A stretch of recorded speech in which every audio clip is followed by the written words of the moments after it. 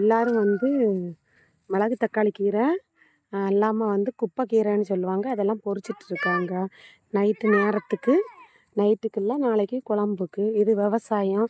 வாழைக்காட்டில் வந்து குப்பைக்கீரை மிளகு தக்காளி கீரைலாம் இது ஆகுது.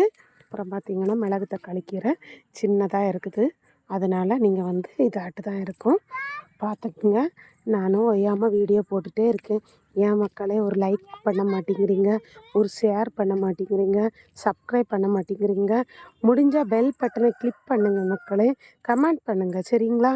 பார்த்தீங்களா அங்கே இருங்க, வயசான காலத்தில் இந்த பாட்டிமார் நாளைக்கு குழம்புக்கு என்னடா பண்ணலாம், இதில் இந்த கீரை பொரிச்சங்க இருங்க. இதுக்கு பேர் தான் வந்து நொச்சி கீரைன்னு சொல்லுவாங்க. இது வந்து உடம்பு வலிக்கு இந்த மாதிரி இதுக்கெல்லாம் நல்லது. இதுக்கு பேர் தான் நொச்சி கீரைன்னு சொல்லுவாங்க.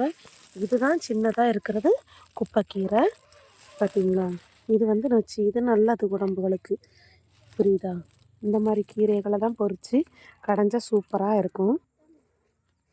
பாருங்கள், இந்த பாட்டி வந்து கொஞ்சம் சேலை கட்டிட்டு எப்படி ஒரு வீட்டுகளுக்கு தேவைக்கு உள்ள இது எடுத்துகிட்டு இருக்காங்க. பார்த்திங்களா, பார்த்து எடுக்கிறாங்க. வெறும் நம்மளும் இதை பார்த்து நம்மளே எடுக்கிறோம், நம்மளும் பொரியலுக்கு ஆகும். அதை தான் எடுத்துகிட்டு இருக்கிறோம்.